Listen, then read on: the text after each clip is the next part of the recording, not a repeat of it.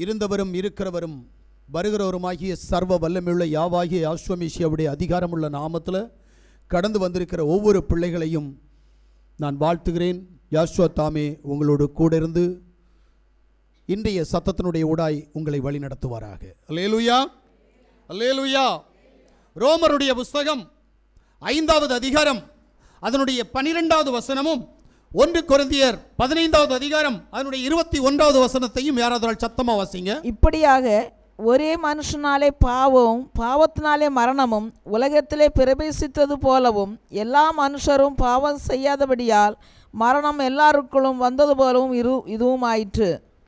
மனுஷனால் மரணம் உண்டானபடியால் மனுஷனால் மரித்தோரின் உயிர்த்தெழுதலும் உண்டாயிற்று.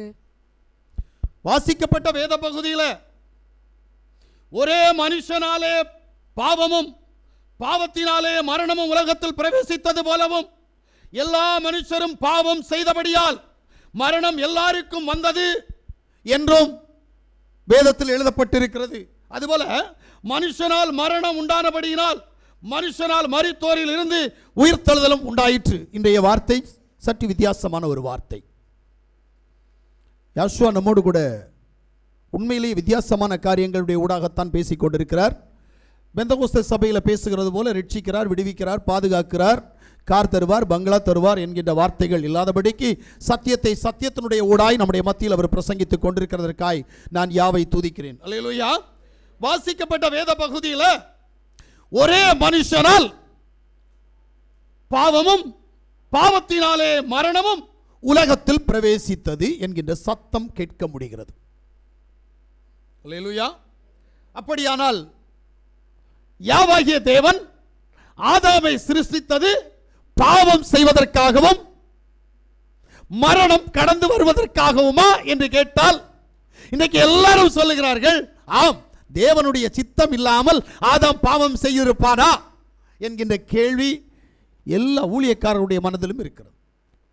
அதுவேக ரோமன் கத்தோலிக்க மார்க்கத்தை நீங்கள் எடுத்துக்கொண்டால் அங்கே சாமியாருக்கு படிக்கிற படிப்பு இருக்கிறது. இந்த படிப்பிலே அவர்கள் என்ன கற்றுக் கொடுக்கிறார்கள் என்று சொன்னால், ஆதியாகமத்தில் சொல்லப்பட்ட எல்லா சம்பவங்களும் கதை, அது நிஜம் அல்ல. ஏதேன் தோட்டம் ஒன்று இருந்தது, அந்த தோட்டத்திலே ஆதாம் ஏவாள் இருந்தார்கள், அங்கே பழம் இருந்தது, அந்த பழத்தை சாப்பிட்டார்கள், ஆனபடியினால் சந்ததி வந்தது என்பதெல்லாம் கதை, கட்டுக்கதை. ஒவ்வொரு மார்க்கத்திலும் ஒரு கட்டுக்கதை இருப்பது போல நம்முடைய வேதத்திலும் கட்டுக்கதை இருக்கிறது என்று தான் சொல்லிக் கொடுப்பார்கள். ஆனபடியினால் நீங்கள் நன்றாக கவனித்தீர்களானால் ரோமன் கத்தோலிக்க சாமியார்கள், அவர்கள் ஃபாதர் அல்ல, சாமியார், அந்த சாமியார்கள் ஆதியாகமத்தினுடைய காரியத்தை அவர்கள் பிரசங்கிப்பார்களா என்று கேட்டால் இல்லை. ஏதேன் தோட்டத்தில் ஆதாமை கொண்டு வைத்த சம்பவத்தையோ ஆதாம் அங்கே பாவம் செய்த சம்பவத்தையோ அவர்கள் இன்று வரைக்கும் சொல்வார்களா என்று கேட்டால் அதனுடைய ஊடாய் கடந்து போக மாட்டார்கள். பிரசங்கத்தை கேட்டு ஒருவன் கூட இருக்க முடியாது என்று சொல்லி நான் நம்புகிறேன். மற்ற கதைகளுக்குள் கடந்து போவார்கள். ஏனென்றால் ஒரு வாரம் அவர்கள் என்ன பிரசங்கிக்க வேண்டும் என்கின்ற சம்பவத்தை ஆயர் இல்லத்திலிருந்து அவங்களுக்கு ஒரு நோட்டீஸ் கடந்து வரும் அல்லது ஒரு புத்தகம் கடந்து வரும். அந்த புத்தகத்தினுடைய ஊடாகத்தான் ரோமன் கத்தோலிக்கர்கள், சிஎஸ்ஐக்காரர்கள், இவர்கள் அத்தனை பேரும் அதைத்தான் செய்து கொண்டிருக்கிறார்கள். பெந்தகோஸ்தைக்காரர்கள் பிரசங்க புத்தகத்தை வாங்கி அதனுடைய ஊடாய் பிரசங்கம் பண்ணி கொண்டிருக்கிற அநேக ஊழியக்காரர்கள் இருக்கிறார்கள். எனக்கு நன்றாக தெரியும். இல்லை என்று சொன்னால் இந்த உலகத்தில் இருக்கிற அத்தனை ஊழியக்காரர்கள் ஒத்த வாக்கியம் என்கின்ற பைபிள் மூலமாகத்தான் பிரசங்கித்துக் கொண்டிருக்கிறார்கள். ஆனால் யாவாகிய யாஷ்வா நமக்கு அந்த சம்பவத்தை இந்த பலிப்பீடத்தில் வைக்கவில்லை. அதற்காய் நான் அவரை துதிக்கிறேன். அல்லேலூயா. முக்கியமாய் ஆதாம் யார், எதற்காக அவனை சர்வ வல்லமையுள்ள தேவன் உண்டாக்கினார் என்று சொல்லி நாம் பார்க்க வேண்டும். ஏனென்றால் வேதத்தில் நீங்கள் வாசித்தீர்கள், ஒரே மனுஷனால் பாவமும் பாவத்தினால் மரணமும் உலகத்தில் பிரவேசித்தது என்று சொல்லி நீங்கள் வாசித்தீர்கள். அதுபோல மனுஷனால் மரணம் உண்டானபடியினால் மனுஷனால் மரித்தோரில் இருந்து உயிர்த்தெழுதலும் உண்டாகிறது என்று சொல்லி நாம் வாசித்தோம். இந்த சம்பவத்தோடு நம்ம கடந்து போவதால் மரணம் ஏன் வந்தது, மரணத்தை ஏன் சர்வ வல்லமையுள்ள தேவன் அனுமதித்தார், ஆதாமை மரணத்திற்காகத்தான் சிருஷ்டித்தாரா இல்லது அவரை வாழ்வதற்காக ஜீவிப்பதற்காக சிருஷ்டித்தாரா? அப்படியானால் மரணம் ஏன் வந்தது என்பதை அறிய வேண்டும்.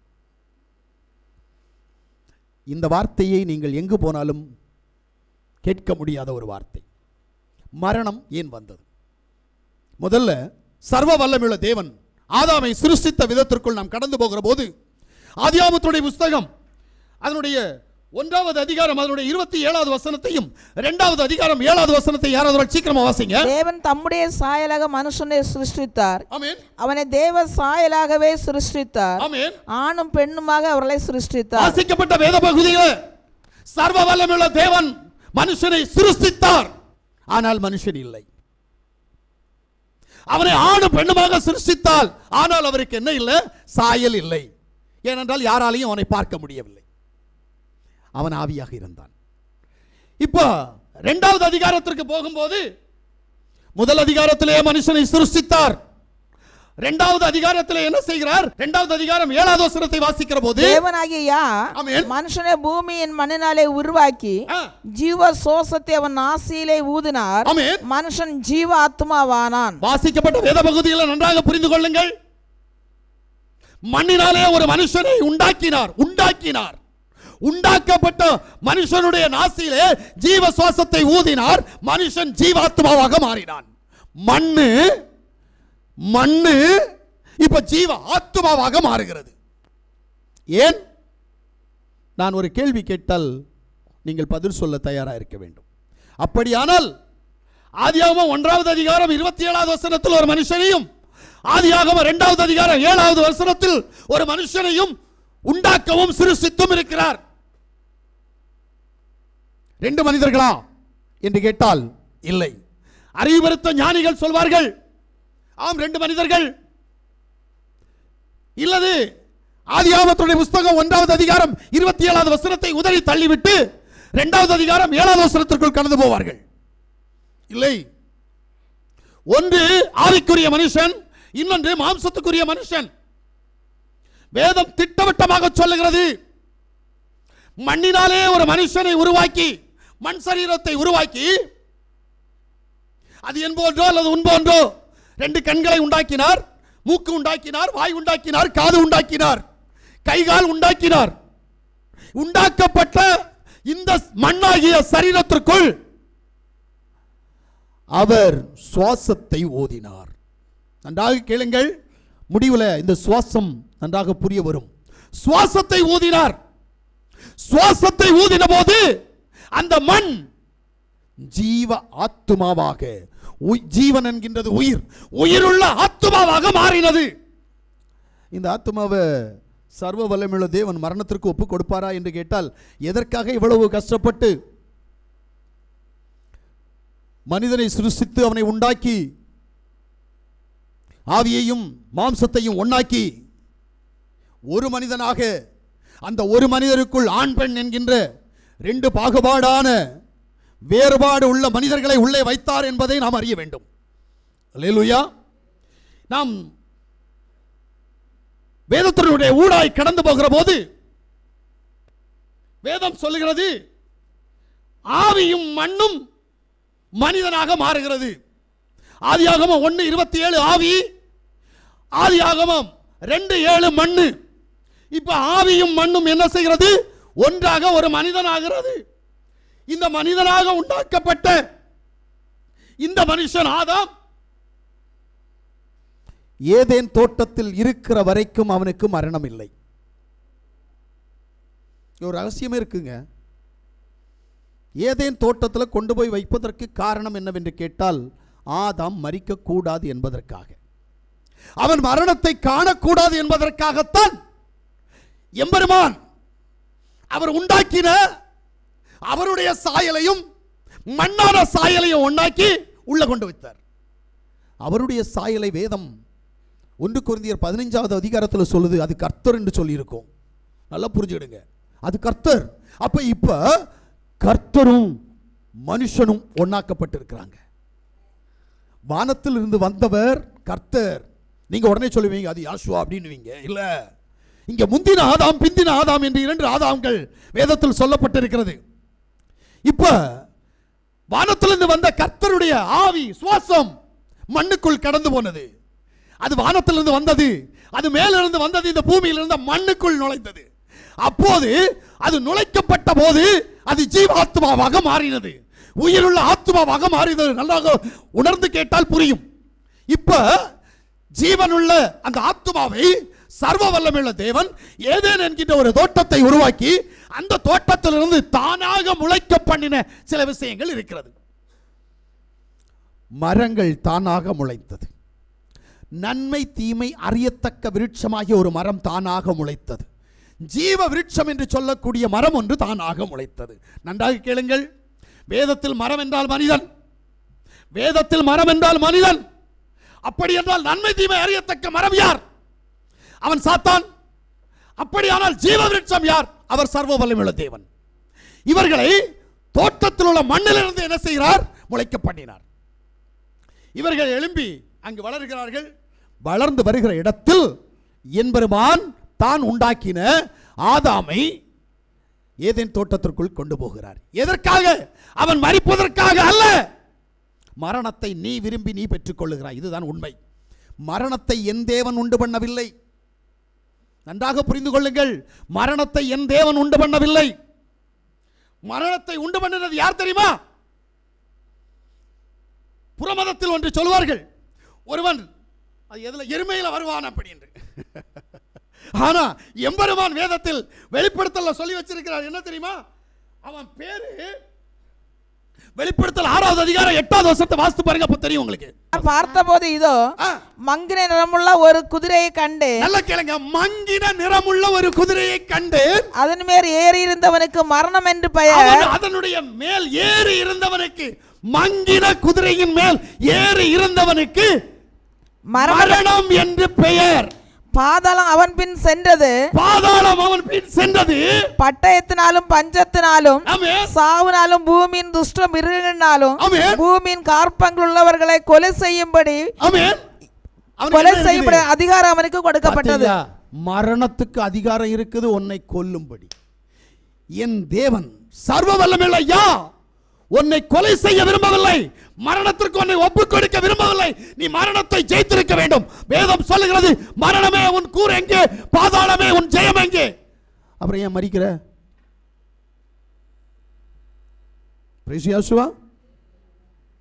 புரியல நான் சொல்றது. நான் வித்தியாசமா ஒரு கேள்வி கேட்டா இன்னைக்கு ஒரு சிலருக்கு அது பொருந்தாது. இந்த மரணம் ஏன் பிரண்ணாம வழியில் ஆக்சிடென்ட் பண்ண வச்சு அவர் இறந்தார். மரணத்தை தேவன் விரும்பவில்லை இல்லவா? அவருடைய ஊழியக்காரன், அவர் 7ஆம் தூதன் என்று சொல்லக்கூடியவர்கள், இரண்டாவது அவரை மேசியா என்று விசுவாசிக்கிறவர்கள் அறிந்து கொள்ள வேண்டிய விஷயம், பிரண்ணாம் வழியில் ஆக்சிடென்டில் இறந்து போனார். தேவன் அனுமதித்தா இல்லது மரண தூதன் கடந்து வந்தா? தேவன் அனுமதிக்காத விஷயம் எப்படி தேவ மனிதர்களுக்கு கடந்து வரும்? நான் கேட்கிற கேள்விக்கு பதில் இருக்காது. அப்படியானால் மரணம் ஒருவனை சந்திக்கிறது என்று சொன்னால் அவன் தேவனுடையவன் அல்ல. அப்ப மரணமே இல்லையா? வேதம் பைபிளில் மரணம் இல்லை என்று தான் சொல்லுகிறது. மரணம் எப்ப வரும் என்கின்ற காரியத்தை இங்க சொல்லி இருக்கிறார். அல்லேலூயா. அது அறிகிறது நமக்கு ரொம்ப முக்கியம். ஏன்னா நம்ம எல்லாம் நினைச்சுக்கிட்டு இருக்கிறது, கண்டிப்பா ஒரு நாள் சாவு வரும். நான் வராதுன்றேன். மரணத்துக்கும் உனக்கும் நிறைய வித்தியாசம் இருக்கிறது. மரணத்துக்கும் உனக்கும் சம்பந்தம் இல்லை. யாருக்கு? நீ தேவபுத்திரனாக இருந்தால். அல்லேலூயா. இந்த கிறிஸ்தவ உலகம் என்று சொல்லிக் கொண்டிருக்கிறது, அவர்கள் வணங்குகிற இயேசு அல்லது ஜீசஸ் மரிச்சிட்டாராம், செத்துட்டாராம். கடவுளை யாராவது கொலை செய்ய முடியுமா? ஆனா என்னுடைய பைபிள் சொல்லுது, அவர் சாகவில்லை. அவர் தன்னுடைய இந்த பூமிக்குரிய சரீரத்தை படுக்க வைத்துவிட்டு அவர் பாதாளத்திற்கு கடந்து போய் சுவிசேஷம் அறிவிக்க கடந்து போனார். அப்படியானால் அது மரணமா? என் கேள்விக்கு பதில் தேவை. உடனே சொல்வார்கள், அவரே சொன்னார் அல்லவா, அறிவுகட்ட முட்டாள்களுக்கு சொன்னார், நான் மரித்தேன், இதோ சதா காலங்களில் உயிரோடு இருக்கிறேன், சதா காலங்களில் உயிரோடு இருக்கிறேன் என்று சொன்னால் என்ன வேலை? யோசிக்கிறதுக்கு நேரம் இல்லை நமக்கு. சதா காலம். அப்ப ஒரு செகண்ட் கூட அவர் மரிக்கல. மரணம் என்கின்ற காரியத்தை உனக்கு காண்பித்தார். எதுக்கு? புத்தி இல்லாதவனுக்கு, வேதத்தை ஆராய்ச்சி பண்ணாதவனுக்கு. நிறைய பேருக்கு இன்னும் தெரியாது அவர் பாதாளத்தில் போய் பிரசங்கம் பண்ணினார் என்கின்ற வார்த்தை. 3 நாட்கள் அவர் சரீரம் கல்லறை தோட்டத்தில் இருந்தது, அவருடைய ஆவியோ பாதாளத்தில் போய் பிரசங்கம் பண்ணினார். ஆவிக்குரியவர்களுக்கு பிரசங்கம் பண்ணினார் என்கின்ற சத்தம் இன்னும் அநேகருக்கு புரியவில்லை. அவர்கள் செத்தார், அவர் செத்தார். கடவுளை கொலை செய்வதற்கு நீ யார்? உன்னால் முடியுமா? முடியாதல்லவா? என்ன செய்தார்கள்? மரியாளுடைய வயிற்றில் வந்த அந்த சரீரத்தை உபத்திரவப்படுத்தினார்கள். அவர் ஆவியை விட்டார். யார்கிட்ட விட்டார்? அல்லேலூயா. அறிகிற விஷயம் ரொம்ப முக்கியம். அவருக்கு மேல ஒரு சக்தி இருந்து அந்த சக்தியிட்ட ஆவியை கொடுத்தாரா? அவர் உண்மையிலேயே தகப்பனாக இருந்தால் ஈவி இரக்கம் கெட்ட தகப்பனா? பிள்ளைகள் மேல் பாசம் இல்லாத தகப்பனா? ஏனென்றால் நீங்கள் நம்புகிறபடி கேட்கிறவர்கள் நம்புகிறார்கள் அல்லவா? அவர் ஒரே பேரான குமாரன். அவர் அவருடைய மடியிலே தாலாட்டி கொண்டிருந்தார். தாலாட்டின அந்த குமாரனுக்கு இறுதி சம்பவம் நடக்கிறது. அவர் கத்துகிறார், பிதாவே இந்த பாத்திரம் என்னை விட்டு நீங்க கூடுமானால் நீங்கட்டும், ஆகிலும் என்னுடைய சித்தத்தின்படி அல்ல உம்முடைய மனவிருப்பத்தின்படி ஆக கடவது என்று கத்தினாரே. ஏன் அந்த தகப்பனார் செவி கொடுக்கவில்லை? செவிடனா அந்த தகப்பன்? இல்லை. ஏனென்றால் பிலிப்பிடத்தில் சொல்லும்போது சொல்லுகிறார், நானே அந்த தகப்பன் என்று நீ விசுவாசியாவிட்டால் உன் பாவத்தில் நீ சாவாய். இப்ப தகப்பன் உள்ள இருக்கிறார். அல்லேலூயா. வெளியில இருக்கிறதா குமாரத்துவம், சரீரத்துக்கு தான் குமாரத்துவம் என்று பெயர், உள்ள இருக்கிற ஆவிக்கு பிதா என்று பெயர். நானும் பிதா ஒன்றா இருக்கிறோம். என்னை கண்டவன் பிதாவை கண்டான். அப்ப அவரை எப்படி கொலை பண்ண முடியும்? அவருடைய சத்தத்திற்கு எப்படி பிதா சத்தம் கொடுப்பார்? பிதா இல்லையே, பிதா இங்கே இருக்கிறாரு. இது போலதான் உனக்கு மரணம் வராது. ஏனென்று சொன்னால் யாவுடைய ஆவி உனக்குள் இருக்கிறபடியினால் யாவுடைய ஆவிக்கு மரணம் இல்லை. அல்லேலூயா. நன்றாக புரிந்து கொள்ளுங்கள். இப்ப நம்ம ஆதாமுக்குள்ள கடந்து போயிருவோம். இப்ப ஆதாமை சிருஷ்டித்த தேவன் என்ன பண்ணுகிறார் என்று சொன்னால் ஆதாமை ஏதேன் தோட்டத்திற்குள் கொண்டு போகிறார். கொண்டு போனவர் எதற்காக கொண்டு போனார்? சங்கீதங்களுடைய புஸ்தகம் 5வது அதிகாரம் 5 முதல் 8 வரை சீக்கிரமா வாசிங்க. மகிமையினாலும் கனத்தினாலும் அவனை முடிசூட்டினீர். உம்முடைய கரத்தின் கிரியைகளின் மேல் நீர் அவனுக்கு ஆளுகை தந்து சகலத்தையும் அவனுடைய பாதங்களுக்கு கீழ்ப்படுத்தினீர். ஆடு மாடுகள் எல்லாவற்றையும், காட்டு மிருகங்களையும், ஆகாயத்து பறவைகளையும், சமுத்திரத்து மச்சங்களையும், கடல்களில் சஞ்சரிக்கிறவைகளையும் அவனுடைய பாதங்களுக்கு கீழ்ப்படுத்தினீர். சகல காட்டு மிருகங்களையும், நாட்டு மிருகங்களையும், ஆகாயத்து பறவைகள் யாவையும் ஆண்டு கொள்ளத்தக்கதாக மனிதனை சிருஷ்டித்து ஏதேன் தோட்டத்தில் கொண்டு வந்து வைக்கிறார். ஆண்டு கொள்ளக்கூடிய வல்லமை உள்ளவனுக்கு மரணம் வருமா? 1வது கேள்வி. 2வது வசனம் ஆதியாகமத்துடைய புஸ்தகம் 2வது அதிகாரம் 15வது வசனத்தை வாசிங்க. தேவனாகிய மனுஷனை ஏதேன் தோட்டத்தில் அழைத்து கொண்டு வந்து அதை பண்படுத்தவும் காக்கவும் வைத்தார். அப்படியானால் ஏதேன் தோட்டம் இருக்கிற வரைக்கும் இந்த மனிதனுக்கு இருக்க வேண்டும். இவனுக்கு அழிவு இருக்க கூடாது. முதல்ல இவனுக்கு அழிவு வர வேண்டுமானால் ஏதேன் தோட்டத்திற்கு அழிவு வர வேண்டும். ஏனென்றால் ஏதேன் தோட்டத்தை காக்கவும் பண்படுத்தவும் அதிகாரம் பெற்றவன் இவன். அப்ப இவனுக்கு எப்படி மரணம் வரும்? 3வது கேள்வி. பிரசங்கியுடைய புஸ்தகம் 7வது அதிகாரம் 29வது வசனம். இதோ தேவன் மனுஷனை செம்மையானவனாக உண்டாக்கினார், அவர்களோ அநேக உபாய தந்திரங்களை தேடிக்கொண்டார்கள். இப்ப நல்லா கேளுங்க. தேவன் மனுஷனை ஆதாமை சிருஷ்டித்த போது செம்மையானவராக சிருஷ்டித்தார். அப்ப இவனுக்கு மரணம் இருக்கக்கூடாது. இவனிடத்தில் பாவம் இல்லை, இவனிடத்தில் பாரம்பரியம் இல்லை, இவனிடத்தில் தவறு இல்லை, குற்றம் இல்லை. இவன் செம்மையானவன். பாவத்தின் சம்பளம் தானே மரணம். இவன்கிட்ட பாவம் இல்லையே. அப்படியானால் இவனை மரணம் ஆண்டு கொள்ள கூடாது. 4வது விஷயம், ஆதியாகமத்துடைய புஸ்தகம் 3வது அதிகாரம் அதனுடைய 8வது வசனத்திற்குள் கடந்து போவோம். பகலில் குளிர்ச்சியான வேளையிலே தோட்டத்தில் உலாவுகிற தேவனாகிய யாவுடைய சத்தத்தை அவர்கள் கேட்டார்கள். அப்பொழுது ஆதாமும் அவன் மனைவியும் தேவனாகிய யாவுடைய சந்நிதிக்கு விலகி தோட்டத்தின் விருட்சங்களுக்குள்ளே ஒளித்து வாசிக்கப்பட்ட வேத பகுதியில இந்த ஆதாம் தேவனை முகமுகமாய் பார்க்கிறவன், தேவனுடைய சத்தத்தை கேட்கிறவன். நன்றாக புரிந்து கொள்ளுங்கள். யாருக்கும் இந்த சாக்கியம் இல்லை. இப்படிப்பட்டவனுக்கு மரணம் வருமா? பாருங்க. இப்ப 5வது காரியம், ஆதியாகமத்துடைய புஸ்தகம் 2வது அதிகாரம் 19வது வசனம். தேவனாகிய வெளியின் சகலவித மிருகங்களையும் ஆகாயத்தின் சகலவித பறவைகளையும் மண்ணினாலே உருவாக்கி ஆதாம் அவைகளுக்கு என்ன பேரிடுவான் என்று பார்க்கும்படி அவைகளை அவனிடத்தில் கொண்டு வந்தார். அந்தந்த ஜீவதந்துக்கு ஆதாம் எந்தெந்த பேரிட்டானோ அதுவே அதற்கு பேராயிற்று. நல்லா கேட்டுங்க. இப்ப தேசத்தில் இருக்கிற அத்தனை ஜீவராசிகளுக்கும் மாடல் மாதிரி யாருன்னு கேட்டா ஆதாம். இவங்க எல்லாருக்கும் குணத்தை பார்த்து, இவங்களுடைய கிரியைகளை பார்த்து இவர்கள் ஒவ்வொருத்தருக்கும் பேர் வைக்க ஆரம்பிச்சான். எவ்வளவு ஞானம் உள்ளவன். இப்போ இதுவரைக்கும் என்ன யோசிக்கிறோம்? ஆனாலும் சாவு வரும்ல. ஆமீன். என்னதான் அதிகாரம் இருந்தாலும் சாவு வரத்தானே செய்யும். ராஜாவுக்கும் வருது, அரசனுக்கும் வருது, ஆண்டிக்கும் வருது சாவு. உடனே இவன் இவ்வளவு கடவுளுக்கு உண்மையாக இருந்த உடனே சாவு வராமல் இருக்குமா? வராது. எப்படி? வாசிப்போம். ஆதியாகமத்துடைய புஸ்தகம் 2வது அதிகாரம் 8, 9 ஆகிய வசனங்களை வாசிங்க. கிழக்கே ஏதேன் என்னும் ஒரு தோட்டத்தை உண்டாக்கி தாம் உருவாக்கின மனுஷனை அதிலே வைத்தார். தேவனாகிய பார்வைக்கு அழகும் புசிப்புக்கு நலவுமான சகலவித விருட்சங்களையும் தோட்டத்தின் நடுவிலே ஜீவ விருட்சத்தையும் நன்மை தீமை அறியத்தக்க விருட்சத்தையும் பூமியிலிருந்து முளைக்க பண்ணினார். நல்ல கேளுங்க. இப்போ இங்கதான் அவருடைய மரணம் இல்லை என்கிற காரியத்தினுடைய ஊடாய் கடந்து போகிறோம். என்ன அப்படின்னா, பூமியிலிருந்து, அதாவது ஏதேன் தோட்டத்திலிருந்து முளைக்க பண்ணின விஷயம் என்ன? மரம் செடி கொடிகள் எல்லாவற்றையும் முளைக்க பண்ணினார். நன்மை தீமை அறியத்தக்க விருட்சத்தை முளைக்க பண்ணினார். ஜீவ விருட்சத்தை முளைக்க பண்ணினார். இப்ப ஆதாமுக்கு ஒரு கட்டளை கொடுக்கிறார்.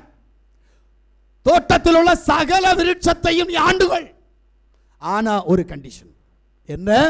இந்த தோட்டத்தின் நடுவில் இருக்கிற அல்லது இந்த தோட்டத்தில் இருக்கக்கூடிய நன்மை தீமை அறியத்தக்க விருட்சத்தின் கனியை நீ தொடலாம், ஏறி விளையாடலாம், அதை பற்றியெல்லாம் கவலை இல்லை.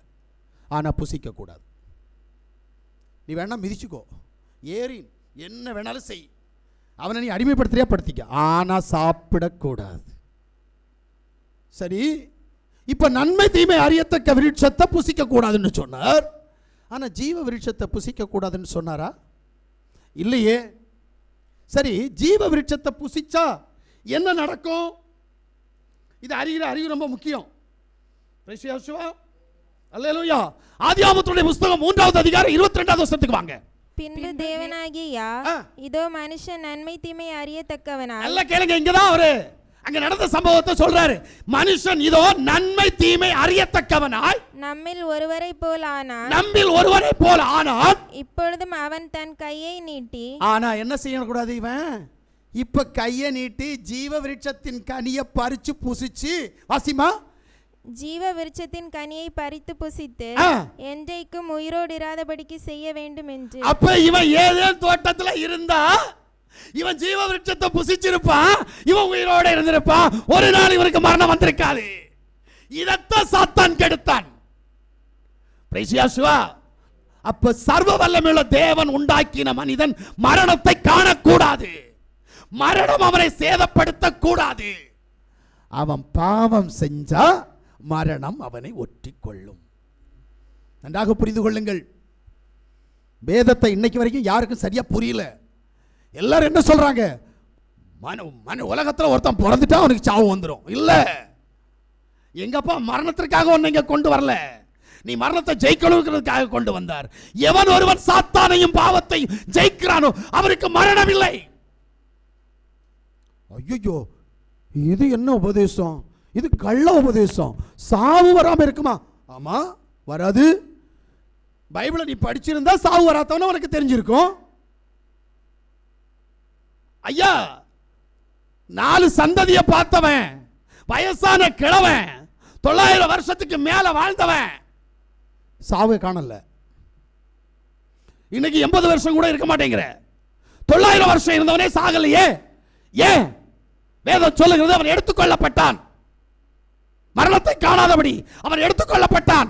யாவுக்கு பிரியமாயிருக்கிறவன், யாவாகிய யாசுவாவுடைய சத்தத்திற்கு செவி கொடுக்கிறவன் அவன் மரணத்தை காண மாட்டான்.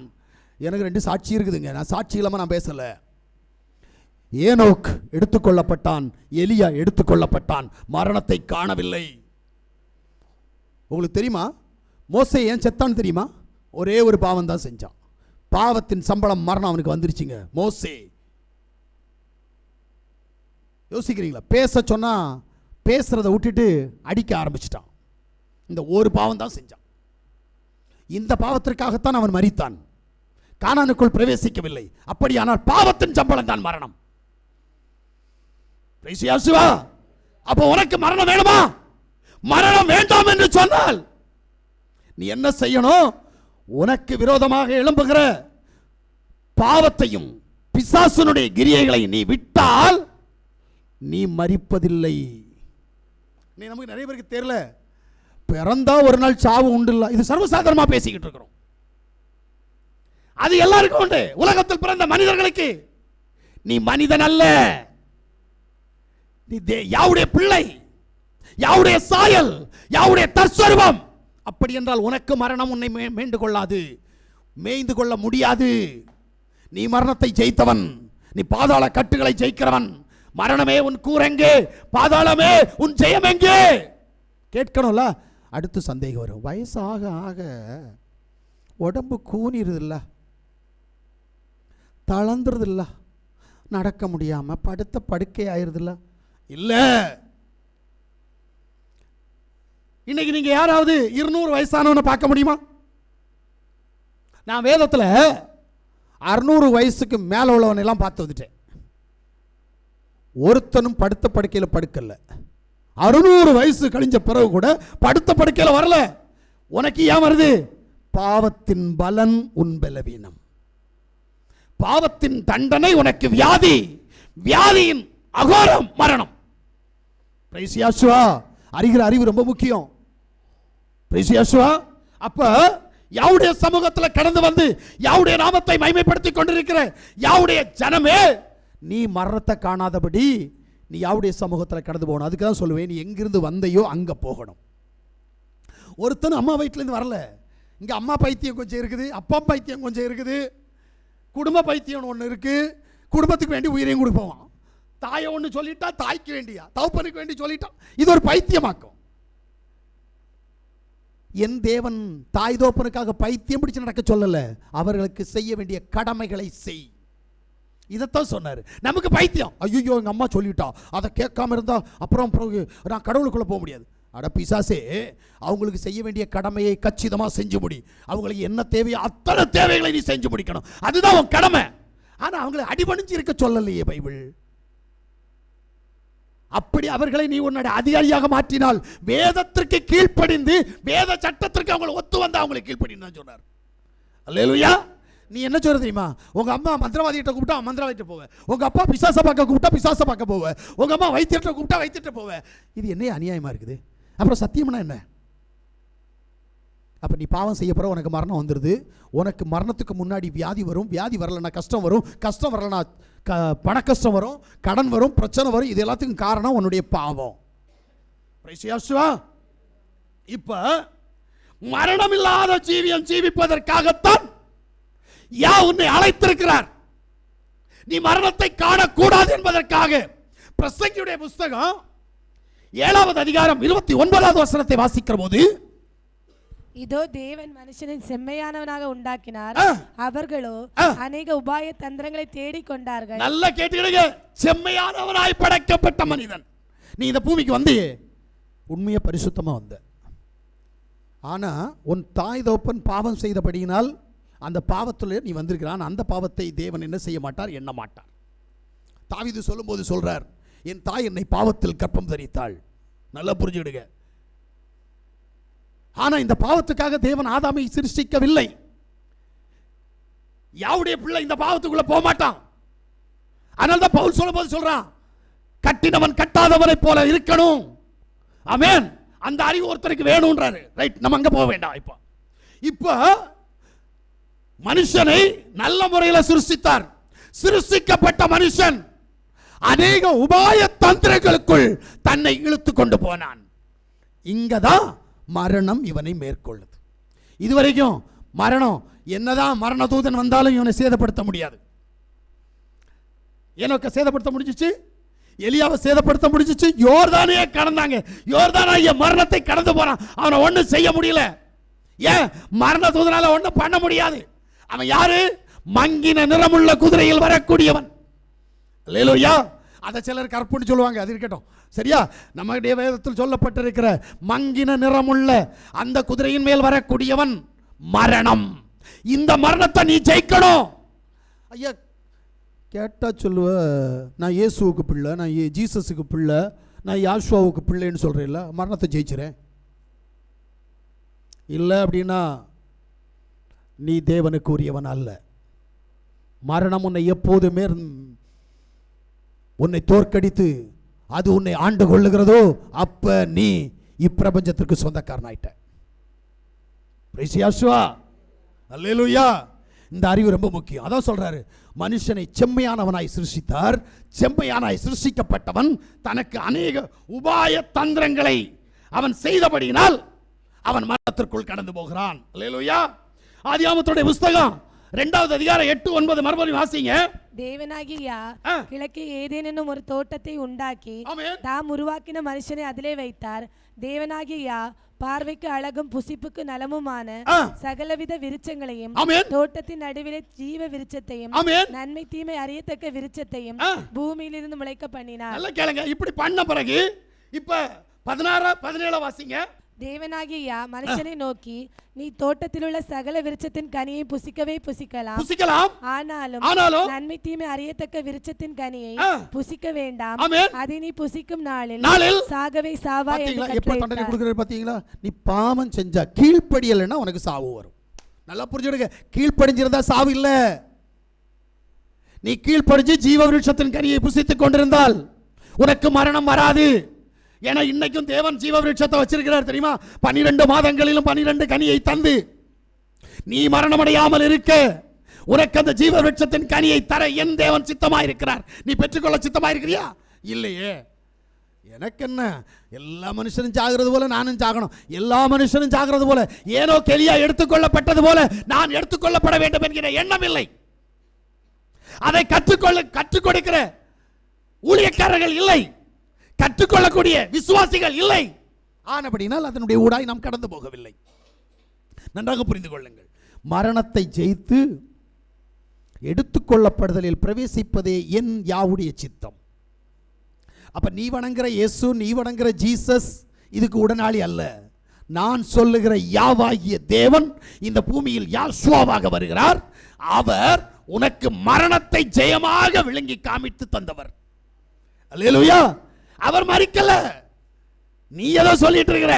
அவர் மரிக்கல. மறுபடியும் சொல்றேன், மரணம் அவரை சந்திக்கல. அவர் தன் ஆவியை விட்டார். நீ விடுவியா? மரணம் வந்தா நீயா விடுவ? எவனோ ஒருத்தன் எடுத்துட்டு போறான். அதுக்கு தான் நீ சொல்லுவ, சாவு போற நேரத்தில் 2 பேர் வந்திருக்கிறாங்க, என்னை கூப்பிடுறாங்க, நான் போறேன் மக்களை, எனக்கு வேதனையா இருக்கு, எனக்கு கஷ்டமா இருக்கு, ஐயோ நான் செத்துருவேன் போல இருக்குது சொல்றானா இல்லையா? கேட்டிருக்கிறியா இல்லையா? என் யாசு அப்படி இல்லை.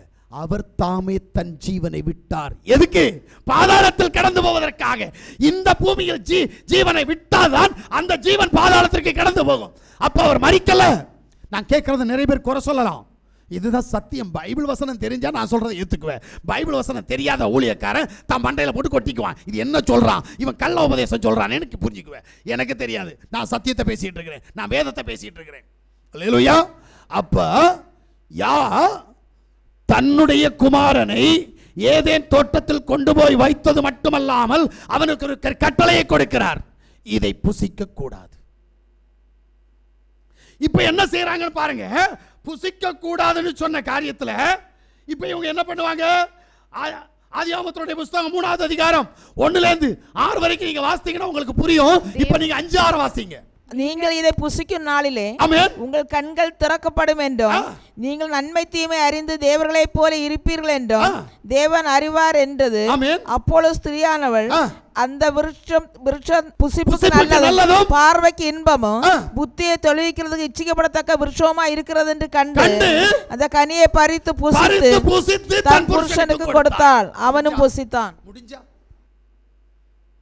இப்ப சாகவே சாவா என்று சொன்ன சாபத்திற்குள் கடந்து போய் மரணத்தை சந்திக்கிறார்களே தவிர சாபத்தை விட்டுவிட்டு இவர்கள் ஜீவனுக்குள் பிரவேசிக்கவில்லை. இப்ப யாசுவா வரார், யாவாகிய தேவன் ஏதேன் தோட்டத்துக்கு வரார். வர்றதை பார்த்த உடனே இவங்க நிர்வாணி என்று புரிந்து கொண்டார்கள். முதல்ல பாவம் உட்பிரவேசித்தால் மட்டும்தான் தான் யார் என்கின்ற அறிவு நமக்கு இருக்கும். அல்லேலூயா. குழந்தை பாவம் செய்யல, என்னைக்காவது அந்த குழந்தை நான் நிர்வாணி பேசின உடனே சொல்லுமா? பேச தொடங்கின உடனே அம்மா எனக்கு நிர்வாணமாக இருக்கு, எனக்கு துணி போடு அப்படின்னு சொல்லுமா? சொல்லும். ஒரு நாள் என்னைக்கு தெரியுமா? அந்த பிள்ளைகிட்ட பாவம் வந்த பிறகுத்தான் அந்த பிள்ளைக்கு தான் நிர்வாணி என்பதை அறிய முடியும். அதுவரைக்கும் நிர்வாணி என்பதை அறிய முடியாது. ஏனென்றால் அந்த சரீரம் பாவம் உட்பிரவேசிக்காத சரீரம். அல்லேலூயா. அந்த பாவம் உட்பிரவேசிக்காத அந்த சரீரம் நிர்வாணம் என்பது அறியாமல் இருக்கும். நான் சில பிள்ளைகளை பார்ப்பேன், வளர்ந்த முதல்ல துணி இல்லாமல் ஜட்டி இல்லாமல் கிடக்கிற பிள்ளை ஒரு 1 வயசு தாண்டின பிறகு நீங்கள் ஜட்டி போடலைன்னா கையை கொண்டு வந்து பொத்திக்கிறோம். எனக்கு ஆச்சரியமாக இருக்கும் சில நேரம். அது பொம்பளை பிள்ளையாக இருக்கட்டும், ஆம்பளை பசங்களாக இருக்கட்டும், கையை இந்த சுபாவம் யார் கற்றுக் கொடுத்தா எனக்கு தெரியல. என்னைக்காவது தாய் தோப்பம் போய் சொன்னாங்களா, மக்களே நீ துணி போடலைன்னா கையை இப்படி வச்சுக்கணும்னு சொன்னாங்களா? இல்லையே. சுபாவம் கற்றுக் கொடுக்கிறது, பாவ சுபாவம் கற்றுக் கொடுக்கிறது. நான் சொல்வது நிஜம். பாவ சுபாவம் அந்த குழந்தைக்கு கற்றுக் கொடுக்கிறது நான் நிர்வாணி. ஆதாமுக்கு ஏவாளுக்கு கற்றுக் கொடுத்த அதே சுபாவம் குழந்தைக்குள் வந்து விட்டது. ஏன்? குழந்தை பாவம் செய்கிறது. அநேக குழந்தை எப்ப பாவம் செய்ய தெரியுமா? பொய் பேசி. முதல் பாவம் பொய் பேசி தான் பாவம் செய்யும். நீ தான் கற்றுக் கொடுக்குற, வேற ஒன்றும் இல்லை. ரெண்டாவது பிள்ளை பேசுதுன்னு பிள்ளை கெட்ட வார்த்தை போட்டாலும் ஐ என் பிள்ளை கெட்ட வார்த்தை போட்டுச்சே அப்படின்னு அப்ப பிள்ளைக்கு தெரிஞ்சு போச்சு நான் நிர்வாணி. தேவன் அங்கு அந்த உணர்வை கொடுக்கிறார். தாய் தகப்பன் தான் பிள்ளையை என்ன செய்யறாங்கன்னா மரணத்திற்குள் வழி நடத்துகிறீர்களே தவிர என் யா பிள்ளைகளை மரணத்திற்குள்ளாக வழி நடத்துவதில்லை. அல்லேலூயா. நன்றாக புரிந்து கொள்ளுங்கள். இப்ப ஆதாமும் சாப்பிட்டான், ஏவாளும் சாப்பிட்டான். இப்ப யா வரார், வந்தோடனே கேட்கிறார், நீங்க நிர்வாணின்னு உங்களுக்கு யார் சொன்னா? நீங்கள் நான் புசிக்க கூடாது என்று சொன்னதை நீங்கள் புசித்தீர்களோ? ஆதாம் சொல்லுவான், ஆண்டவரே நான் இல்லை ஆண்டவர், நீர் எனக்கு துணையாக கொடுத்தவள் தான் எனக்கு கொடுத்தான். உடனே ஏவாளை பாப்பாப்ல ஏவா சொல்லுவா, ஆண்டவரே நான் இல்லை, அந்த சர்ப்பம் என்னை வஞ்சித்து விட்டது. வஞ்சனை என்றால் என்ன? இந்த வஞ்சனையின் பலன் என்ன தெரியுமா? முதலிலே காயின், இரண்டாவது ஆபேல். 2 குழந்தை பிறக்கும் தெரியுமா? சரியா சொல்லுவா, நான் கர்த்தரால் ஒரு மனுஷனை பெற்றேன். ஆனா அதுக்கு பிறகு சொல்லுவா, நான் கர்த்தரால் ஒரு புத்திரனை பெற்றேன். புத்திரன் என்றால் யார், மனுஷன் என்றால் யார்? அறிகிற அறிவு ரொம்ப முக்கியம். 2 குழந்தையை பெற்றேன்னு சொல்லல. அவள் வார்த்தை வித்தியாசமாக இருக்கும். ஒன்று மனுஷனை பெற்றேன்.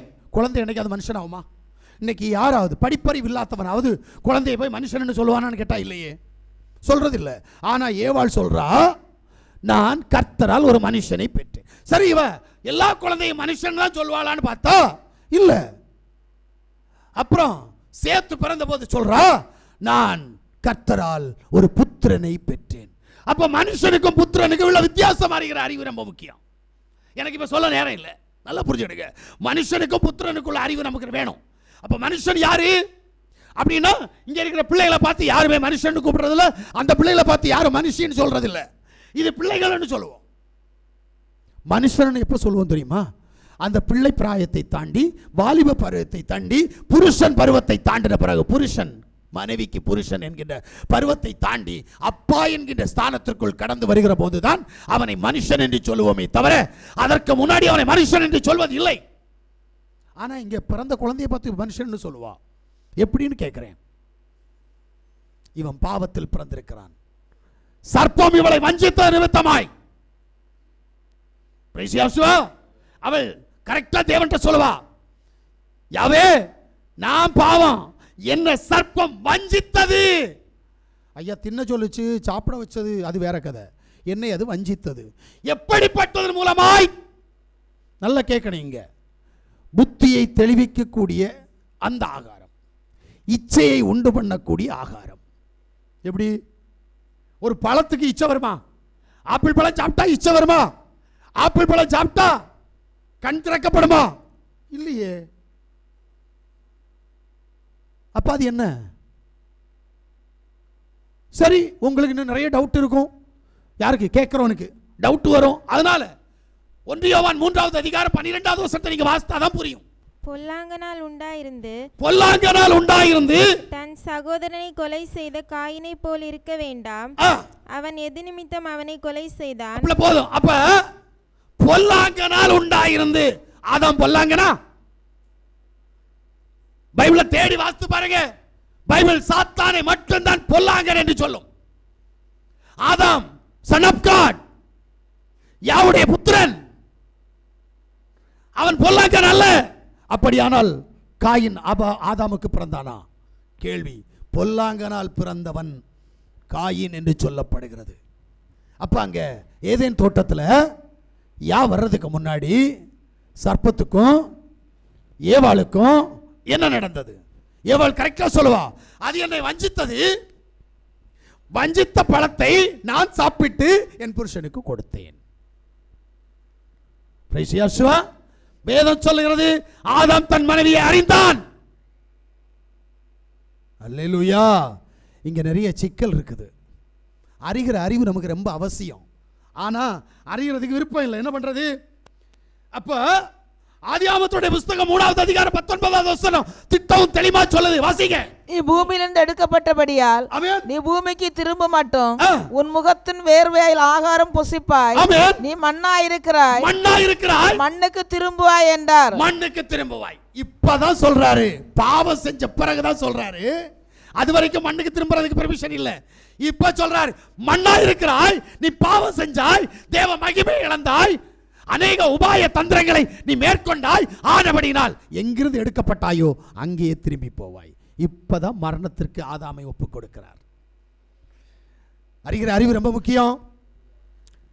சர்வ வல்லமையுள்ள தேவன் உண்டாக்கின மனிதனுக்கு மரணம் இல்லை, அவருடைய வார்த்தையை கீழ்ப்படிந்து நடக்கிற வரைக்கும். அப்ப பிசாசனுடைய போராட்டம் இல்லை, அப்ப வியாதி இல்லை, அப்ப உபத்திரவம் இல்லை, அப்ப பிரச்சனை இல்லை, கடன் இல்லை, எதுவும் இல்லை. உனக்கு சமாதான குலைச்சலுக்கு தேவையான எந்த சந்தர்ப்பங்களும் உனக்கு வராது, நீ யாவுக்குள் இருந்தால். இல்ல எல்லாம் உன்னை மரணம் ஆண்டு கொள்ளுகிற வரைக்கும் இந்த பிரச்சனைகள் உன்னை மேற்கொள்ளும். எங்க கடனை நீங்க சாதாரணமா நினைக்கிறீங்களா? கடன் படுறவன் அந்த பணத்தை என்ன பண்ணுவான் உங்களுக்கு தெரியுமா? சுகபோகமா அனுபவிப்பான். உங்களுக்கு தெரியாது. ஒன்றும் இல்லை, ஒரு 10,000 ரூபா ஒரு கையில் வந்துச்சு பாருங்க, கடன் வாங்கி வந்துருச்சு வைங்களேன், 10,000 ரூபா எப்படி போகுதுன்னு தெரியாது, செலவு பண்ணி முடிச்சிருவான். ஆனால் கடன் முட்டுறதுக்கு 10,000 ரூபா சம்பாதிக்க முடியுமான்னு கேட்டால் முடியாது. இதை அறிகிறவன் ஞானி, அறியாதவன் தெருவில் திருவோடு ஏந்துவான்ல அவன் தான். அது நீங்கள் தான் புரிஞ்சுக்கணும். ஏன்னா அறிகிற அறிவு இல்லை. ஒரு 10,000 ரூபாய் செலவு பண்ணணும்னா என்ன பண்ணணும்? இந்த 10,000 ரூபாயை நான் எப்படி சம்பாதிச்சேன்? நான் ஒரு நல்ல எனக்கு ரொம்ப வேண்டப்பட்டவங்க வாழ்க்கையில் முன்னேறணும்னா அவன்கிட்ட கேட்பேன், நீ கஷ்டப்பட்டு நீ சம்பாதிக்கிற பணம் இன்னைக்கு ஒரு 5 ரூபா சம்பாதிச்சிரு, நீ வாழ்க்கையில் முன்னுக்கு வந்துடுவ. நெத்தி வேர்வையை நிலத்தில் சிந்தி இப்போ நீ சம்பாதிச்சிரு, உனக்கு நான் 1 மணி நேரம் தரேன், இந்த 1 மணி நேரத்தில் வெறும் 5 ரூபா சம்பாதிச்சிரு. முடியுமா? முடியுமா?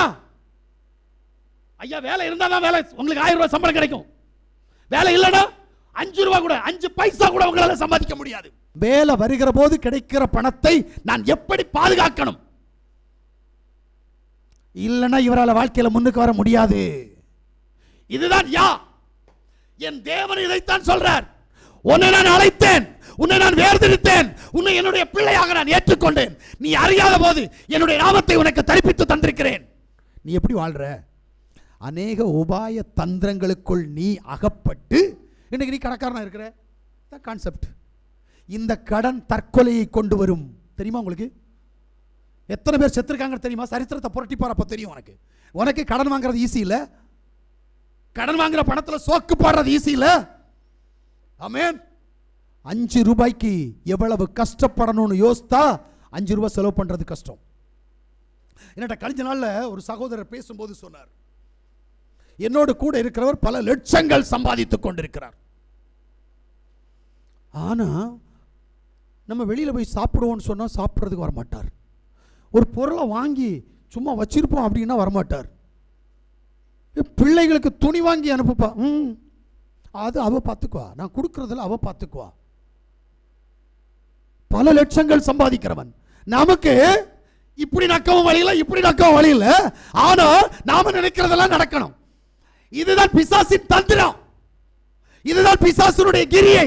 உன்னை வஞ்சித்து உன்னை இல்லாமலாக்குவதற்காக பிசாசானவன் இதையெல்லாம் செய்து கொண்டிருக்கிறான். நன்றாக புரிந்து கொள்ள வேண்டும். தேவன் ஒரு பாவம் அறியாத அவர் உனக்காக ரத்தம் சிந்தி மரித்தார். உனக்கு என்னைக்காவது அந்த எண்ணம் இருக்குதா? எனக்காக அவர் அடிக்கப்பட்டார், எனக்காக ரத்தம் சிந்தினார், எனக்காக மரித்தார், எனக்காக அவர் உயிர்த்தார். ஆனபடியினால் நான் உயிருள்ள தேவனை ஆராதிக்கிறபடியினால் இந்த பாவ செயல்களில் நான் சிக்கிவிடக் கூடாது என்கின்ற எண்ணம் என்னைக்காவது உன்கிட்ட இருக்கா? அப்புறம் எப்படி உன்கிட்ட பிசாசு வரான்? எப்படி பிசாசு உன்கிட்ட போராடுறான்? உன்னை வஞ்சிக்கிறான், உன் பிள்ளைகளை வஞ்சிக்கிறான், உன் சந்ததியை வஞ்சிக்கிறான். எதுக்குன்னு கேட்பேன். கேட்டா பதில் இல்லை. பாவம். பைபிள் ஒன்று சொல்லுது தெரியுமா? யாருக்காவது தெரியுமா? சுகபோகமாய் வாழ்கிறவன் உயிரோடை செத்தவன். சாவுக்கு ஒரு காரியமாக அது. நீ மரணத்துக்கு போறதுக்கு காரணம் சுகபோகமான வாழ்க்கை. அல்லேலூயா. நல்லா புரிஞ்சுக்கணும். போல பிள்ளைக்கு மரணம் வருவதற்காகவே நீ மரண சாசனத்தை எழுதுற. தயவு செய்து ஒன்ன சொல்றேன், மரண சாசனத்தை விட்டு வெளியில வா, உன் பிள்ளை தப்பிக்கும். நமக்கு புரியல.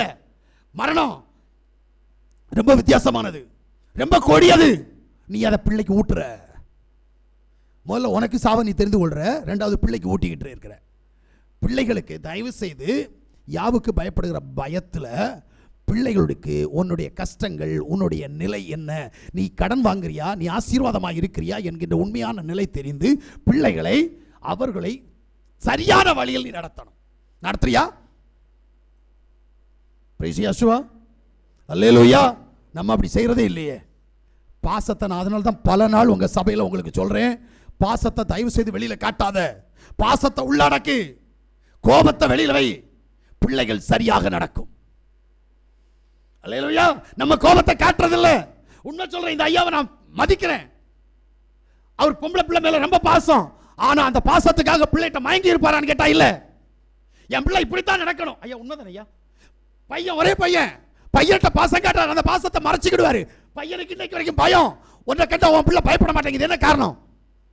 நீ செல்லம் கொடுத்து வச்சிருக்கிற, நீ பாசம் கொடுத்து வச்சிருக்கிற. அது மரணத்திற்கு கடந்து போவதற்காக நீ அதை செய்யற.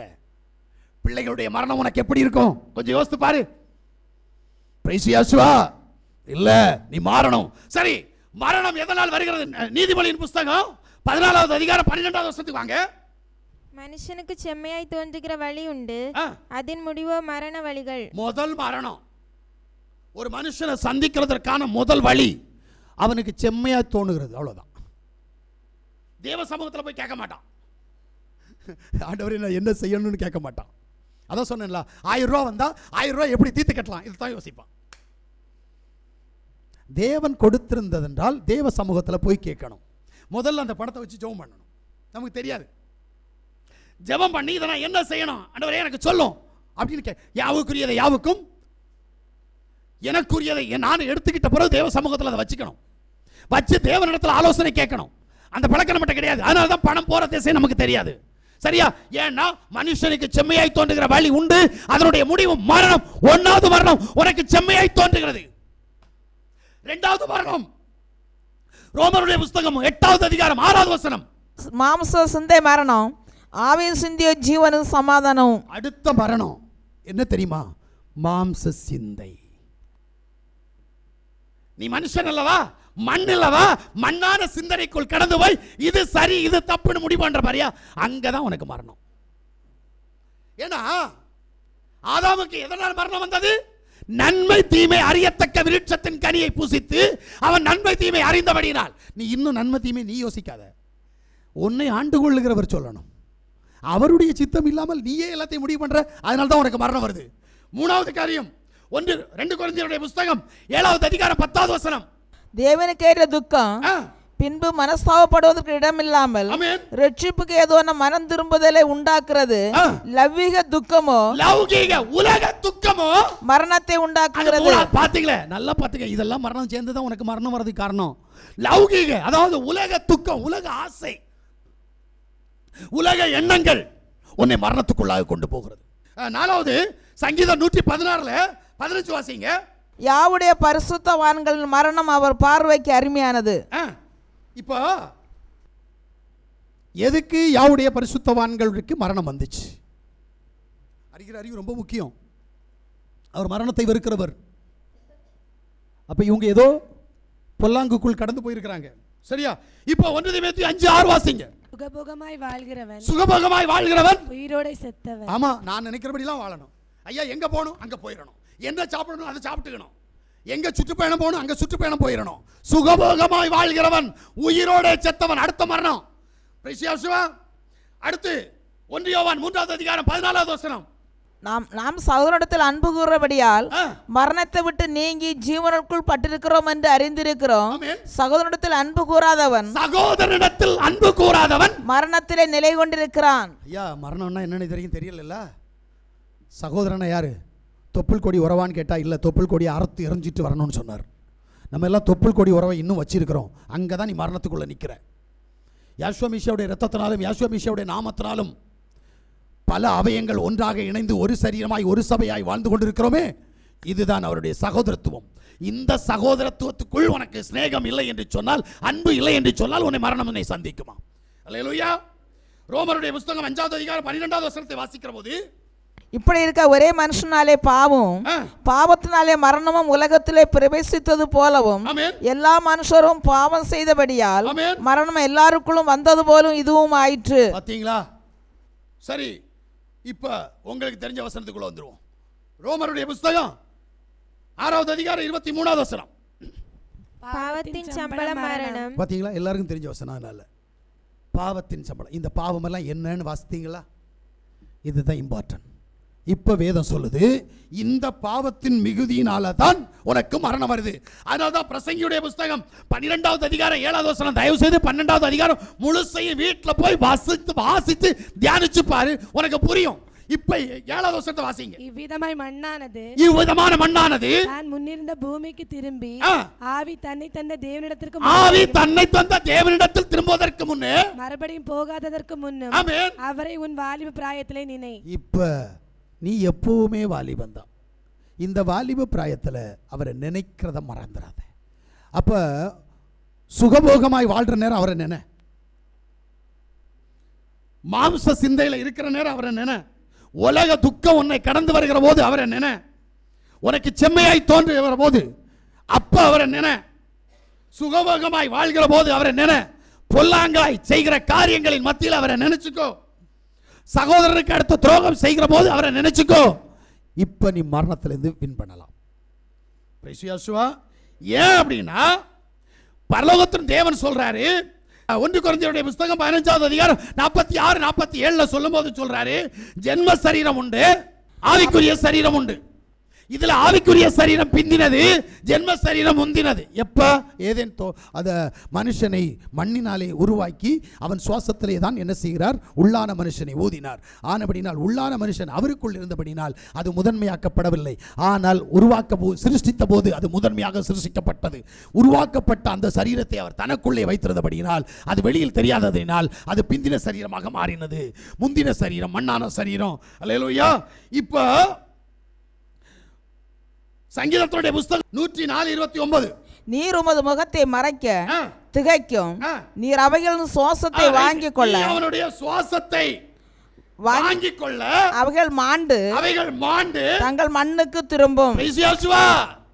கொடுத்ததை என்னைக்கு அவர் திரும்பி வாங்குகிறாரோ, எதை கொடுத்தாரு? மண்ணை கொடுக்கல. மண்ணுக்குள்ள என்ன கொடுத்தார்?